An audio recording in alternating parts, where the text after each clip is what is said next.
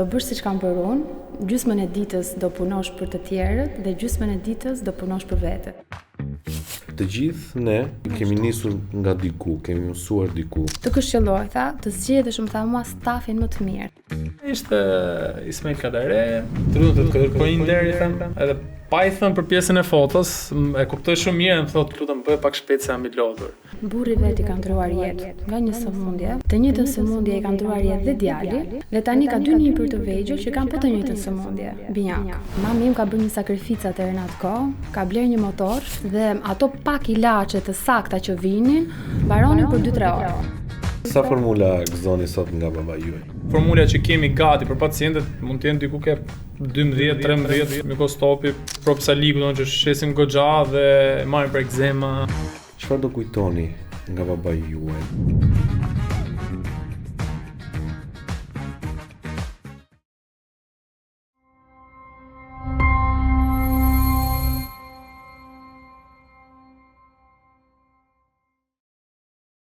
Health and Sport Partners prezanton podcastin pa recetë, i mundësuar nga Farmaci Sidi, Vichy, La Roche-Posay, Dr. Brown, Kerrywell dhe Vitanet. Njoh shumë prindër të cilët kanë trashëguar profesionin e tyre tek fëmijët e vet dhe njoh pak fëmijë të cilët kanë ndjekur profesionin e prindërve me zemër dhe me dashuri në të gjithë rrugëtimin e tyre. Sot kam të ftuar motër e vlla, fëmijët e një figure shumë të shquar të farmaceutikës shqiptare, të ndjerit Agim Dyrmishi. Të ftuar sot kam Argin dhe Jonën. Mirë se erdhët, Argi dhe Jona. Faleminderit për ftesën. Tani në rrugtimin tuaj si farmacist, unë e di që një ndikim të madh ka patur dhe babai juaj, pa diskutim, por sot ju gëzoni një respekt të krijuar nga vetja juaj. Si ka qenë rrugtimi juaj në farmaci, Jona? Me sa mbaj mend veten unë, vetëm në farmaci mbaj mend, brapa banakut të babit. Më pyete si ka qenë rrugtimi jonë. Unë se mbaj mend veten në një profesion tjetër të ideuar përveç farmacistes. Që e vogël jam rritur nëpër karriget e tij, nëpër ilaçet, atëherë kur s'dija ilaçet futesh atë arka, numëroja lekët, i grumbulloja. Pra gjithkohës jemi rritur në prezencën e farmacisë dhe të ilaçeve. Po t'jargi, kur e patë shkëndinë e parë për farmaceutikën? Unë mbaj mend kur isha i vogël, edhe kemi pas shtëpinë në Borrin edhe farmacin, edhe domethënë sa herë kalonim aty shkonim te babi, edhe thoshte për shembull, numëroj pak to kokrat, më ndaj 20. Që i vogël, mbaj mend jemi rritur tamam nëpër banak, në farmaci me njerëzit që na thonin ç'u bën këtu, bravo që e mban djalin, edhe jemi rritur me këtë frymë edhe vazhdojmë sot kësaj dite. Jo vetëm neve, po dhe fisi. Kishim kështu si kafen e largjës, mblidhej gjithë fisi aty, takoheshim aty te farmacia. E keni patur si shtëpi të dytë, besoj. Po, vjen të gjithë aty. E keni patur dhe ju një vend brenda farmacisë asaj kohe ku bënit kafe apo kishit vend specifik? Ka pasur një mini laborator babi dhe aty gjej edhe lloj-lloj ushqimesh, domethënë lloj-lloj gjërash, kafesh, ëmbëlsira, se babi ka qenë shumë edhe mas ëmbëlsirave, të gjitha te laboratori i babit aty i gjeni. Më kujtohet kur kam qenë i vogël dhe hyja në farmacinë e lagjës bashkë me prindrit e mi për të blerë diçka që nevojave prindërve, dhe më kujtoja era e ilaçeve të farmacisë. Dhe dua ta lidh pak me pyetjen që do të bëj tani, Jona. Si ka qenë farmacia e asaj kohe në ndryshim me farmacinë e ditës së sotme? Ka qenë një ndryshim kolosal. Ka qenë një ndryshim kolosal që nga sistemi i furnizimit, që nga sistemi të marrim një shembull, depot atëherë ka pasur sa gishtat e dorës, kanë pasur 5 depo, furnitor nuk ka pasur. Mami im ka bërë një sakrificë atëherë në atë kohë, ka blerë një motor, një Vespa stilin ato, dhe shkonte disa herë në ditë nëpër depo dhe merrte furnizimet.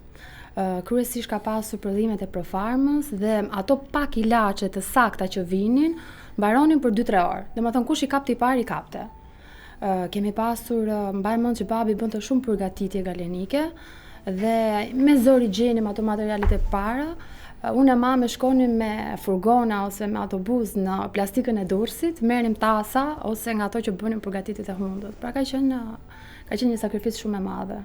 Unë e mbaj mend babin gjithkohës në punë. bënte vetëm pushim 2-3 orë ditë të diele, nga ora 9 të mëngjesit deri në 9 të darkës. E mbaj mend që edhe kur e mbyllte, për shembull kishte raste binte gjithë kohës dera. Se dhe farmaci nuk ka pasur në atë kohë, kanë qenë shumë pak, mund të kenë qenë 10, 15 në Tiranë, ka qenë shumë e limituar. Nëse do numërojmë vitet, sa janë vitet?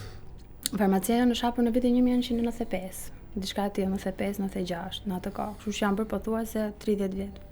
Ti besoj se ke lindur në farmaci? Unë farmaci, thash kemi pas shtëpinë ngjitur me farmacinë dhe pjesën më të madhe të kohës diljen lagje për të farmacia rria te ose kur s'kishte mami ku ja linte babit aty banak shifçunin. Po, ose mbaj mendria ulur te karrigja ose me njerëzit edhe ndjesha shumë mirë tërkohës, domethënë mbaj mend shumë kohë të bukura të farmacisë që kemi kaluar edhe aty me babin. Babai juaj ka qenë një figurë e shuar e farmaceutikës shqiptare, por dhe mjaft e respektuar. Nëse do bëni një kthim mbrapa, nëse do më lejoni që ta bëjmë këtë kthim, çfarë do kujtoni nga babai juaj dhe çfarë ju implementoi ai së pari? Disiplinën, moralin apo diçka tjetër të cilët mund të më thuash? Ndër gjërat kryesore që mua ka mësuar babi njëherë është që do të jesh njeri në radh parë. Që do të jesh njeri, pastaj farmacistë, pastaj pjesën e tregtarit dhe na ka mësuar që me atë babaxhanllokun e vet, me atë mirësinë që sot e kësaj dite ne ja trashëgojmë, domethënë ja kalojmë te pacientët tan, me mirësi bëhet çdo gjë, domethënë dhe gjithmonë mundohej që edhe njerëzit i ndihmonte, mos të ishte domethënë fokusi gjithmonë tek shitja, po themi thonjza e ilaçeve, por gjithmonë tek shërbimi, i ndihmonte, i bënte, i këshillonte për shkakun te pjesa e sot e kësaj dite që themi për pini çara, pini lëngje, pini supra, apo thoshte dhën fyti, po pi pak rakisë, nga skapari jemi, e ke parasysh kushërinj jemi të gjithë, edhe gjithmonë te pjesa e njerëzisë, pastaj profesionale as diskutohet, ndër brezat e parë farmacistë dihen që janë ndër brezat më të mirë sot e kësaj dite, domethënë, dhe që ne sado mundohemi ti kopjojmë, është shumë e vështirë, domethënë brezat e parë sipas meje kanë qenë më të Ju e keni kaluar këtë prekje të historikut të farmacisë vitën përpara dhe le të them keni patur edhe fatin e mirë të punoni me profesionistë si babai juaj. Edhe pyetja që më vjen natyrshëm tani është, a do kemi ne më profesionistë kalibrit të babait tuaj Agimit, të Koles Dajës apo Skënder Durrësit? Unë mendoj që do të filloj njëherë që nga shkollat, që shkolla është hapi i parë, domethënë që duhet nxjerrë student sa më të fortë, shkolla duhet të jetë sa më e rrept, domethënë është pjesa kryesore. Pastaj janë dhe brezat vet, kuptohet dhe brezat si do vazhdojnë. Ne mundohemi, unë për shembull kur thonë i ke ngjar babit, për shembull që thonë farmacia mbaj për krenarie, dhe them aman ti ngjaj çerekun e babit sepse janë breza, kanë qenë breza mendoj aq të mirë, aq punëtor, aq të vuajtur saqë domethënë edhe kur rini te farmacia bëni çdo gjë me shpirt. Edhe tashi po shoh që domethënë normalisht edhe tregu ka ndryshuar, në hap shumë farmaci, farmacista janë bër shumë. Edhe sado që mundohemi, por në fund është njeriu që duhet të vazhdoj profesionin, ta bëj me zemër, me shpirt edhe ta vazhdoj. Cila ishte fjalia ose këshilla më e fortë që kujton nga babai juaj? Babi deri në fund të jetës tij gjithmonë më thoshte: "Do bësh siç kam bërë unë, gjysmën e ditës do punosh për të tjerët dhe gjysmën e ditës do punosh për vete", thoshte. Asnjëherë mos puno vetëm për vete. Në vërtet. Po ty Argi?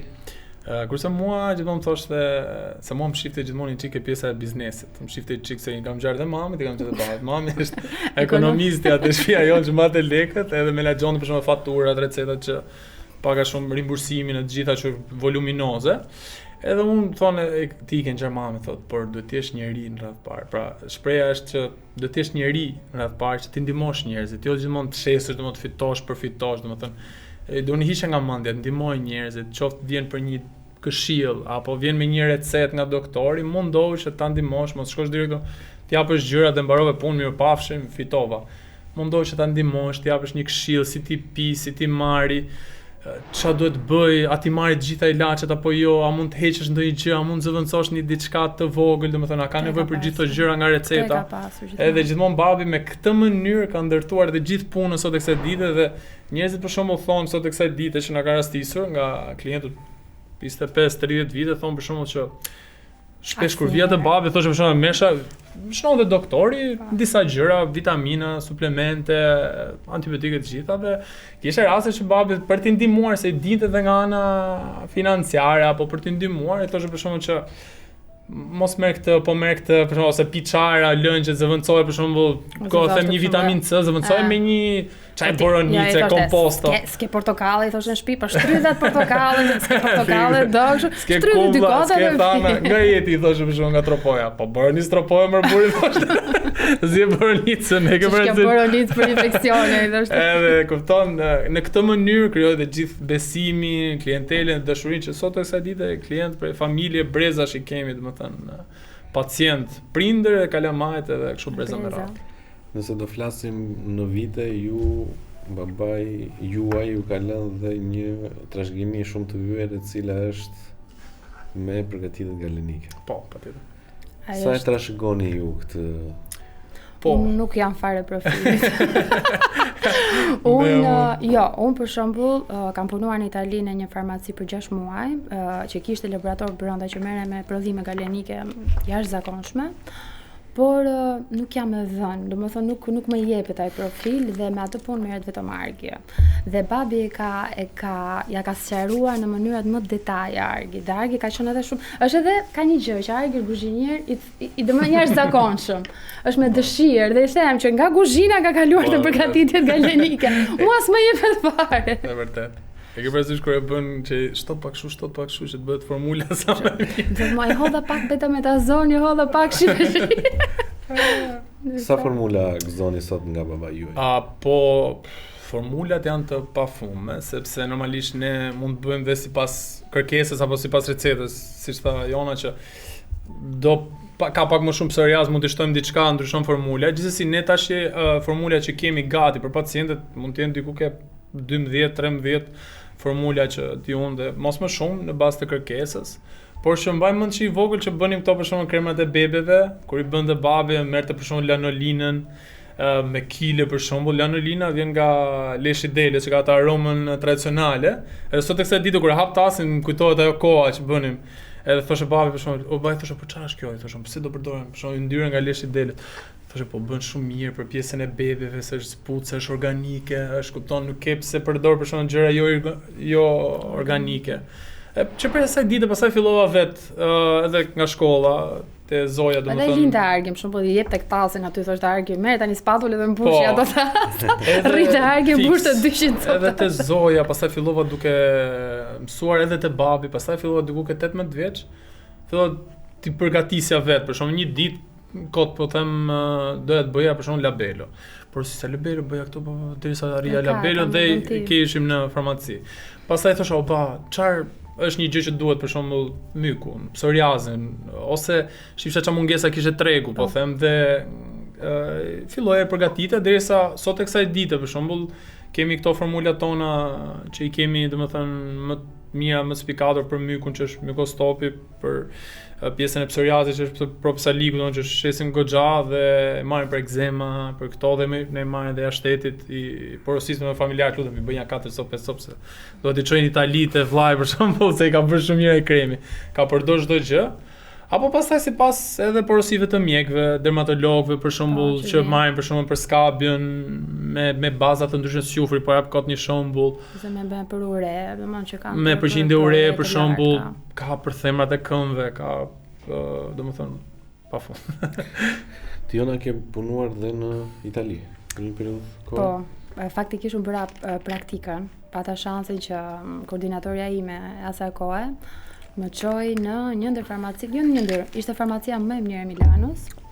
Ishte 4 farmaci, ishte me laborator, me farmacist, me vend për analizat, kishte magazin, ka qenë një eksperiencë jashtëzakonshme. Ajo për mua ka qenë shkolla e vërtet e jetës. Nuk ka qenë vetë shkolla ku unë mësoja, aty ka qenë një eksperiencë e jashtëzakonshme. Mbaj mend që të them shkoj ditën e parë, shkoj me mamin, herë e parë në Milano, hyp një metro, dil një metro, shkoj në farmaci, më thotë farmacista në orën 9 do fillosh praktikën, thotë shkoj më 9:30. Herë e parë më del menaxherja, më thotë përshëndetje, kjo është farmacia ku do punosh, dhe më mund të hy? Jo, më thotë më gjysmore me vonesë, ku do hysh sot? Vazhdo nesër, më thotë më. Tash më fal, po unë kam marr vizë dhe janë vizë, kaq e kisha vizë, nuk mund të rjam. Më vjen keq ta, nëse do ta rri roje natë, tha s'vend zotorën, tha. Unë sot ta me gjysmore nuk të fus, më tha më. Dhe kur të vish nesër, tha, do vish nesër, tha, me veshje me përparse dhe me shapka ortopedike, tha, sepse neve tha nuk mbajmë këtu, tha, kputc, tha. Pra kishte një lloj rregulli. Shkoj ditën e dytën, me veshur e lumtur, shkoj në banak, më thot, ku shkon banak? Thot, shkoj në magazin, thot mua poshtë, shkoj në magazin, mund të ishe një 20 arka, që më thoshin që shkarkuar arka. Të bet për ditë për 3 muaj, domethënë, dhe e kishin kështu, shpejto sepse ka kërkesa, për shembull, vjen një preparat që ti e ke, ato e shkarkonin në sistem dhe ti duhet ta shkarkosh, dhe ngarko arka ço. Domethënë, un kam pas një eksperiencë përveç se, domethënë, okay, më futën edhe në banak, edhe në laborator, po eksperjenca ime fillestare ka qenë një më duke vetja si ato thashun, a din këta që në farmacistë, si ato tani edhe si ato emigrantët shqiptarë, si albaneze, ke parasysh ka parka dhe çojnë në përrafte, dhe vra. Për në aspektin profesional, sa ndikim ka patur formimi juaj që nga familja edhe kjo eksperiencë në Itali? Tani, mua ajo më ka hapur sytë në mënyrë të jashtëzakonshme. Domethënë, kur kam vajtur unë atëherë, se ka qenë viti 2010-2011, në farmacit kam pasur banakun të dera. Ke parasysh që ti futesh dhe kishe raftet me xhama. Duke futesh atje, kishte 15 banaqe të vogla, kishin bodyguard të hyrja, ti merrje numrin si në bank, më kupton? Dhe ka qenë një lloj që ti thoshe ku jam. Më kupton, përveç asaj. E mbaj mend që punova jashtëzakonisht ato 6 muaj, në fund të 6 mujoshit, mua ata më ofronin një vend pune. Gjë që nuk ndodhte, ishte një farmaci me shumë emër, dhe që ta ofroi një vend pune, ishte një gjë, dhe i thash, më fal, unë të kjo nuk vit punoj. Me kollerizëm. I thash, unë tash do ha farmacin time, thash, po më pret babë, shumë faleminderit se ishte një privilegj, po nuk vit punoj, po çka më hequr këto 6 muaj. Dhe mbaj mend që më erdhi vet djali pronar dhe më tha, nëse ti hap një farmaci, më tha mua, tha, të këshilloj, tha, të zgjedhësh, më tha mua, stafin më të mirë, tha, sepse stafi, tha, do të jetë figura e biznesit tënd, tha. Është ai që të falimenton, tha, ose ai që të ngrem, tha mua. Dhe më tha një shembull që unë nuk e harroj kurrë. Kishin marrë një gocë në punë, një gocë të re, dhe më tha mua, shef Elenën atje, tha, po, edhe shumë kishin pasur shumë kërkesa për farmaciste dhe kishin zgjedhur këtë vajzën. E zgjodha, tha, sepse kur erdhi ditën e parë në intervistën e punës, tha, kishte kapur flokët bishta dhe kishte një veshje të thjeshta dhe erdhi, tha, duke dëshira e saj që kërkon të punoj, tha. Nuk erdhi, tha, me flokët, tha, nga ato që ke parasysh që erdha për një intervistë. Dhe unë, tha, nga kjo pamje, tha, nga kjo figurë që erdhi, tha, unë, tha, vendosa ta merrja në punë. Pra, tha, kujdes, tha, kë vendos ti në farmacin tënde. Kjo është fytyre përveç se medikamenteve, gjërave tjera, banakut, po kjo ka qenë një që... Ju operoni me 3 farmaci në qytetin e Tiranës. Po. Tani unë pyetja që më ngacmon shumë ti kush është drejtori i përgjithshëm nga ju të dy. Tashi. Unë mendoj që i kemi të ndara pak. Për shembull, modra shumë e mirë nga ana kozmetike, edhe kur vjen për shembull, po them ne me drejt nga ana kozmetike që brandet e ndryshme, edhe i them më mirë flisni me modrat sepse i di shumë mirë brandet, i di shumë mirë edhe ti reklamoj për shembull edhe te farmacia e saj, i nxjerr në paj, bën shumë bukur. Kurse unë për shembull merrem me depot, përgjithësi depot e mëdha që merrem me furnizimet, merrem me të dyja farmacit, domethënë që kemi te gjykata dhe në Astir, me punën, me njerëzit, me ofertat e mëdha, domethënë që punojmë dhe dealet me depot që e ke parasysh. Edhe këto domethënë, me menaxhimin pak a shumë ndajmë njëri tjetrin. Kur debatoni për punën, kush fiton në mes? Kokëforcia e Argit apo logjika e Jonës? Unë gjithmonë hap rrugë, jam ajo motra e madhe, edhe mundohem të hap rrugë. Po. Kështu që pastaj ky ka vërtet ky shumë kokfort edhe nuk ka ndjekur këshillat? Jo. Asnjëherë. Po kemi debate, kështu pjesa më për diçmëri pjesa më e madhe janë tek këto ofertat, që ndajmë oferta, për shembull, marr unë një ofertë madhe, po them kot marr 200. Edhe i them Jonës ka marr një ofertë madhe, për shembull. Edhe do ta ndajmë bashkë. Jo i them, vetëm kur shoh furnitorët në krah.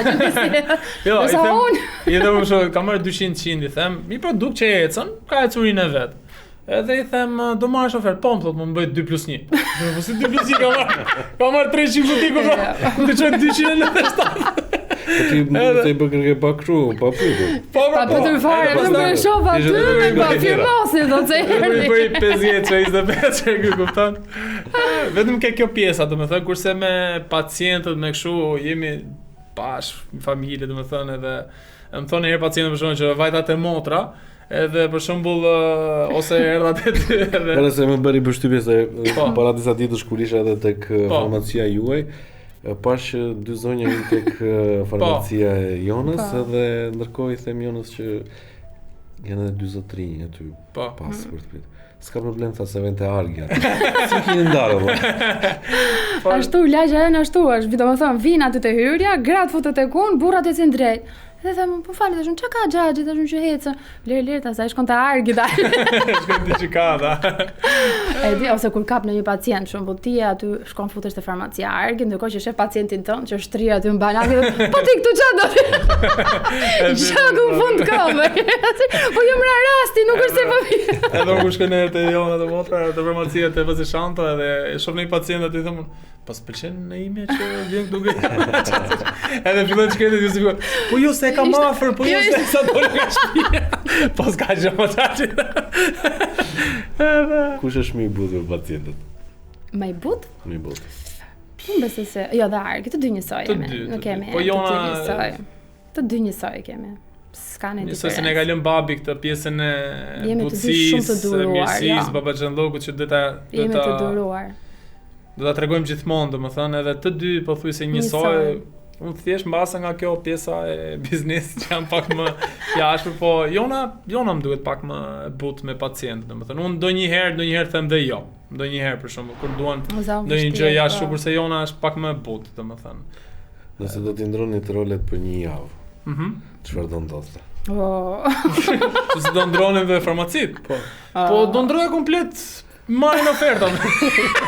To isha kozmetikën, to mesha ilaçe, to vuzha më shumë vitamina. Argi ka një organizim të farmacisë, ke stomakun, dhimbjen e kokës, ke, nuk e di, gripin, ka një organizim të llaftarshëm. Asgjë me rregull. Asgjë me rregull. Si ka me rregull, nga që kam shumë gjëra, e pasi një farmaci kur ka shumë gjëra, edhe për shembull del në gjë për shembull mëlçia del në tek stomaku. Edhe ka shumë gjëra. Por që nga që kemi dhe diferenca për shembull, I them Jonës kot për shembull, merr një brand. Po se du më sa kam, merr një brand.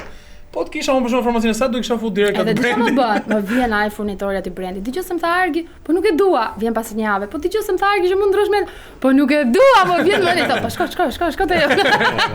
Ose vi të mua. Duke se I bërcjell. Te Jona. Ose vi të mua, ne kemi fol me Jonën. Edhe çfarë ke fol me Jonën ti çfarë? Edhe por që besoj se secili ka krijuar atë idenë e vet farmacisë, nga që u bë vite të dy edhe e kemi krijuar me idenë tonë, por shumë dim ku kemi stereolapsin, çka kemi dhe besoj. Gjithë kjo energji pozitive që keni dhe me njëri tjetrin, transmetohet edhe tek bashkëudhëtarët, punonjësit tuaj. Patjetër s'bëhet fjalë. Ne kemi një staf që kemi prej vitesh. Unë edhe Argi kemi shumë bezdit të ndrojmë stafin, sepse bëhet si pjesë e familjes. Atë që thashëm përpara që të ngrin biznesin, ta ngrej atë, të tregon fytyrën tënde. Dhe mundohen biles që ti edukojnë atë mënyrën tonë. Domethënë që ti nuk do marrësh recetën do t'i japësh pacientit, por do rish aty, t'ia sqarosh si pihet, si çfarë bëhet, domethënë në çdo detaj. Kjo është ajo që neve mundohemi t'ia kalojmë dhe stafit tonë të gjithë. Po sa të duruar janë këta të rinj të sot në këtë organizatë, me këta e kam unë. Janë. Pavarësisht se I dua shumë sepse punon shumë fort me ta dhe kanë Geni Z. Të paktën stafi që kemi neve janë shumë të duruar. Ose nuk e di, ose ndoshta janë mësuar me pacientët tanë, kanë marrë shembullin ton, po janë shumë të duruar. Me thënë të drejtën, domethënë një gjë kryesore që ne kemi kur bëjmë këto intervistat e punës, siç edhe folëm, është pjesa që shohim njeriu rreth parë. Domethënë shohim njeriu në kuptimin që është I duruar, është I komunikueshëm, është I qetë, është punëtor, domethënë pastaj shohim nga ana profesionale, sepse ana profesionale do mësojmë, qoftë një praktikant, qoftë një farmacist, do mësojmë bashkë, domethënë nga ana profesionale do rritemi dhe bashkë. Dita do mësojmë, do lexojmë, do bëjmë. Po pjesa e durimit e njerëzit, domethënë un kemi pasur dhe raste që edhe pacientët për shembull ndodh një keq kuptimi që duhet të jesh shumë i duruar. Edhe babi thoshte për shembull duhet të jesh shumë i duruar ke kjo punë. Domethënë babi për shembull thoshte kam duruar një jetë. Imagjino çfarë do të thonë njerëzit. Duhet të jesh i duruar sepse s'ke çfarë ai ka hall tjetri, kupton? Dhe s'mund tash të fillosh debatosh, ai pak se ka hallësh i s'mund të shkretë do të fillosh debatosh ti se do dalje e jote e vërteta. Më mirë ti thuash po xhaxhi, mirë xhaxhi, nuk ka problem, do ta zgjidhim një moment të dytë. Ne kam një problem pacientët për shembull te mjeku, nuk pyesin, nuk rrin atje dhe nuk e di pse mpihen. Domethënë kur shkon te pacienti, ata nuk marrin asnjë informacion dhe pastaj kur shohin recetet të mbushur nga dy faqe, vinë të panikosur në farmaci, thonë, "Ç'a më dha? Pse mi dha?" Ja bën te babi atëre. Po mirë, ç'a muhabeti bëre me doktorin? Ç'a muhabeti bëre? Po ç'a mi ka thënë? Po ç'a vajte? Ke përse pse vjen tani edhe pra duhet me shumë durim ti sqarosh ato që nuk arrin do ta pyesin te doktori.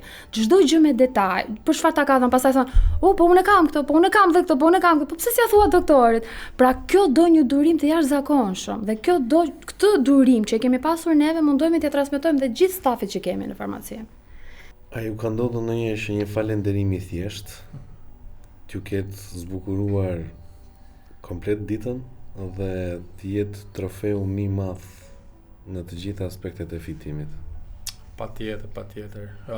Përveç se nga ana jonë edhe për shembull edhe nga babi, domethënë që vinë sot e kësaj dite njerëzit dhe janë mirënjohës, falënderues për shumë raste, domethënë që thotë për shembull Gimi na ka ndihmuar dhe ne çdo shkëputemi familjarisht domethënë nga juve. Por edhe nga ana jonë, domethënë që jemi munduar gjithmonë t'i ndihmojmë edhe gjithmonë vinë, sidomos nënat që janë dhe vinë me mirësinë e tyre, për shembull na lënë një çokoladë, një gjë, edhe na falenderojnë gjithmonë, faleminderit për çdo gjë, domethënë sado pak mundohemi t'i ndihmojmë. Ke një recetë apo ke një ilaç apo ke një nder që duan edhe gjithmonë jemi munduar me këtë mirësinë tonë domethënë edhe. Jona, nëse do përshkruaje punën tënde në një recetë. Unë e dashuroj farmacinë. Domethënë e adhuroj. Vetëm se jam nën me fëmijë, po unë do rrija 12 orë në punë dhe nuk e kisha problem. E kam ndërtuar në mënyrë të tillë, që i them edhe gocave të mia, jemi bërë sa parukeria lagjes. Vin gratë, vetëm ha ha ha, hi hi hi, të vjen dhe ndonjëherë turp, thua, kjo është farmacia apo ç'a? Që pse na dëgjojnë për rreth, thonë ç'a po bëhet. Pra, është një ambient që unë relaksohem. Kam pasur dhe probleme shumë të mëdha, ç'a kaluam dhe me babin dhe mënyra vetme për t'i kaluar është që të shkoja në punë dhe të hiqja komplet vëmendjen. Pra, farmacia në si profesion, sidomos për femrat njerë, është një profesion shumë i bukur. Është një profesion që është i pastër, i rregull, të jep të njohësh me njerëzit, të dish hallet e tyre, të komunikosh, të ngrish moralin, të gjitha të mirat. Tani në pikpamje gjeografike ne jemi afër me farmaci. Po. Dhe unë shpeshherë kam ndier rëndësinë që ju i keni kushtuar pacientit. Dhe kam vlerësuar maksimalisht të gjithë atë përkushtim që pacientët kanë dalë të buzëqeshur dhe të qeshur. Dhe kur kemi pasur dhe pacientë të cilët i kemi të përbashkët, kur më ka thënë që kam qenë tek farmacia tek Agimi, okay. Është reciproke, është shumë reciproke. Sinqerisht është reciproke. E di pse, ja ta them unë. Sepse kam vënë edhe tek farmacia juaj, edhe tek e jona, ne nuk luajmë me cilësinë. Ne dim shumë mirë se si është tregu i mbushur tani, se çfarë cilësie mund të ketë antibiotikësh dhe kam vënë re shumë raste se siç e the ti jemi një lagje dhe ju dhe ne nuk luajmë me cilësinë. Nuk e ulni cilësinë, sidomos. Nëse ka qenë një pikë shumë e fortë e cila ka qenë e panegociueshme për mua, ka qenë cilësia dhe mosndërhyrje për pacientin. Ajo është edhe për ne. Ajo është për ne. E pastër dhe shërbimi të jetë i plot për pacientin. Ajo është edhe për ne. Biles, atë them dhe argë, ne ka shumë mallra që ne vendosëm mos i fusim fare në farmaci.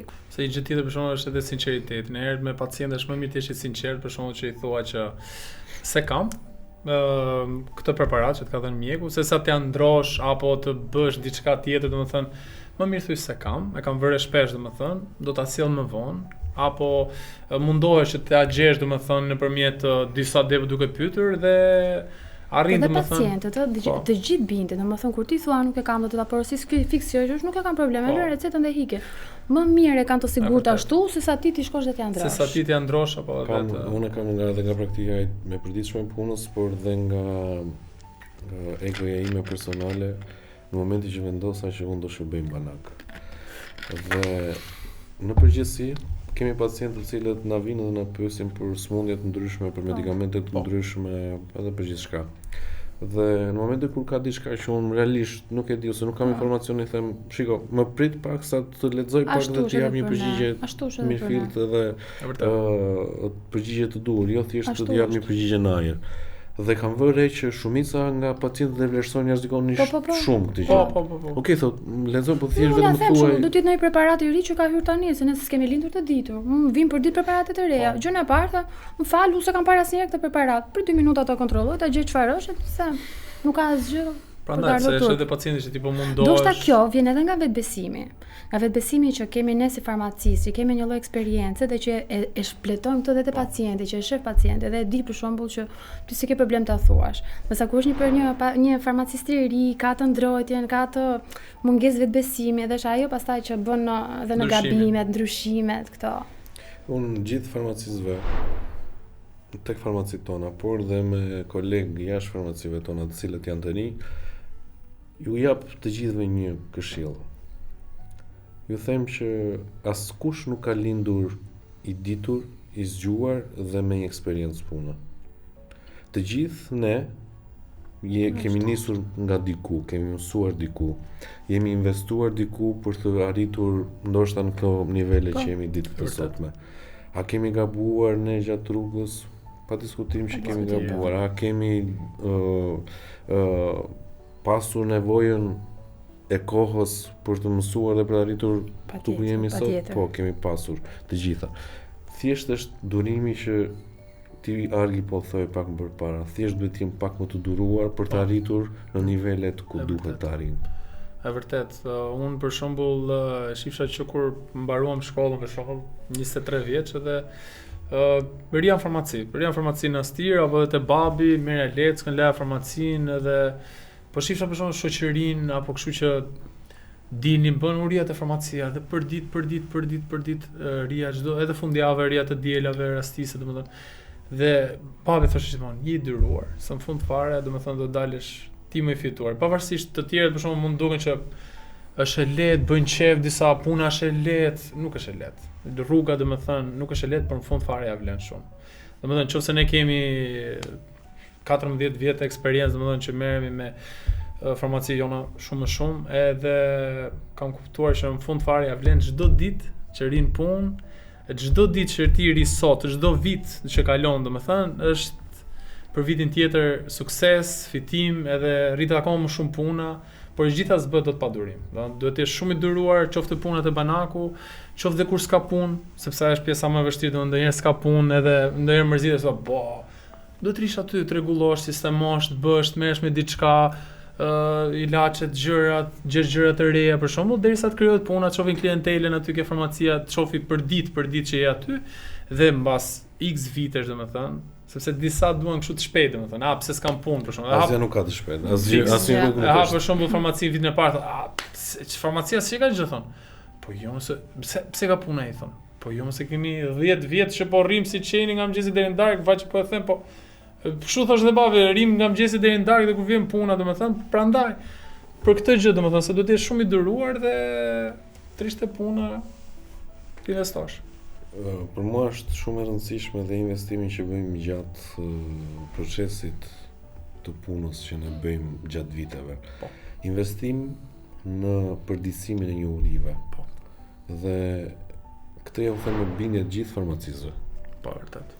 Nëse ti ngelesh vetëm me informacionin që del nga shkolla, aty ke për të ngelur, nuk ke për të avancuar dhe për të bërë më të mirën e mundshme, qoftë për veten tënde, po qoftë edhe për pozicionin e punës ku ti i punësuar, po qoftë edhe për veten tënde për të hapur një farmaci ditën e nesërme. Sepse nëse ti jap detuar, ke marrë informacionet e fundit mbi shkencën, por edhe mbi medikamentet e fundit që qarkullojnë në tregun farmaceutik dhe mbi të gjitha ti vazhdon të formohesh dhe të nxjerrësh më të mirën tënde, unë jam I sigurt që çdo lloj njeriu mund të ketë sukses në këtë pjesë. E vërtet. Një ndër gjërat besojnë që është më të mira për edhe të marrë informacionin një janë konferencat, besoj. Kam vërë shpesh te këto konferencat që vinë mjek, vinë pedagog dhe shfaqen produkte të reja, I tregojnë me studime, me detaje dhe aty çfarë mësojnë, do të thonë. E dyta përshqisha për shembull për disa kurse, unë përshqisha për veten time një kurs për shembull ishte në Itali për galenikët për shembull, ishte një javë që mësoje disa gjëra të reja lidhur me galenikën. Çdo gjë që ti mëson, çdo gjë që ti lexon në revista, këto, çdo gjë e di çfarë, se ndërpreva fal. E di çfarë, këto gjëra ngelen në dorën tonë, është në dëshirën tonë dhe se sa kohë kemi neve apo sa vullnet kemi neve. Ndërkohë që kur isha në Itali atëherë, mbyllej farmacia ditë të hënë dhe të gjithë si staf ata shkonin dhe bënin çdo ditë të hënë azhurnim. Nuk e di se si e bënin, sepse unë nuk isha e ftuar, isha praktikante, por bënin shkonin në për kurse dhe ja paguante vetë drejtori dhe çdo të hënë ata bënin një kurs. Me sa di unë, më duket se ka qenë edhe me ligj që ti duhet kishe kaq kredite dhe nuk I plotsonin në anë të konferencave dhe duhet merrnin pjesë në këto kurse. Pra, neve këtu në Shqipëri nuk e kemi një gjë të tillë. Neve e kemi me dëshirë. Unë për shembull kam porositur ca libra nga Kosova që janë mbi farmakologjinë, I lexoj për dëshirë, por është dëshirë. Është dëshirë të shkosh në konferencë apo nga halli për kreditet, po nuk është me ligj. Do ishte shumë herë më mirë nëse ti vendose një ligj me kredite më të larta. Nëse ti vendose që këtë ditë të gjithë për shembull si staf do të shkonin të bënin këtë kurs. Ajo do ishte një gjë shumë herë më pozitive, sepse ata azhurnoheshin, ata merrnin informacione mbi galenikën, ata vinin, pra ai harxhonte që bëhej fjalë për xhiro gjigante në mes të Milanos, farmacia 4-4 mbyllet çdo ditë të hënë. Për këtë lloj azhurnimi. Për ta mbyllur. Një rast që të ka mbetur në mendje nga pacientët tu. Unë kam shumë raste. Por kam një rast që akoma kam në farmaci. Është një nën, është burri vet I ka ndruar jetë nga një sëmundje, me sa di unë tumorale. Të njëjtën sëmundje I ka ndruar jetë dhe djali. Dhe tani ka 2 nipër të vegjël që kanë po të njëjtën sëmundje, binjak. Ajo I ka çuar në Itali për t'i kuruar atje, ka nusen e djalit në moshë të re që rri me fëmijët e vegjël, bën 3 punë. Nuk fle kurrë. Fle në turnin e natës, në punën e turnit të natës. Ajo thotë shkoj në shtëpi vetëm për të ndruar. Ajo vjen një herë në 2 ditë në farmacinë time dhe ajo kurrë nuk ikën pa më lënë bakshish. Domethënë, çfarë vlere ka ai 500 lekëshi apo 1000 lekëshi që ajo ma lë mua bakshish? Çfarë lek gjaku është ai? Dhe ajo të bësh luftë me atë nën, ti thua nuk e dua, thot unë kam dëshirën maksimale të ta lë ty këtë. Domethënë për mua ky vlerësimi nuk ka më lart se kaq. Unë kam arritur atë ku dua të arrijë si farmaciste. Shumë emocionose dhe realisht është prekse. Është prekse po të shikosh në punë janë disa persona të cilët janë gati të t'japin edhe shpirtin. Po. Është aty e ndjen, ti e ndjen. I them, shko te doktori, nuk kam kohë thot shko te doktori. Thot, un jam thot nga një punë te puna tjetër, thot nuk kam kohë të shkoj te doktori. Edhe vlerëson gjithë këshillën, suportin edhe. Për ty Argi? Unë do të tregoj një histori me babin. Babi vitet e fundit gjithmonë e mbyllte në drek, domethënë 3-5, bënte pushimin, vinte në shtëpi, hanin bukë, domethënë edhe në përgjithësi I bini telefonin vetëm miqtë e tij, edhe I bie telefonit I miku vet që ka shtëpi botuese. Mos më thuaj që është historia me Ismail Kaderi, që kam parë foto.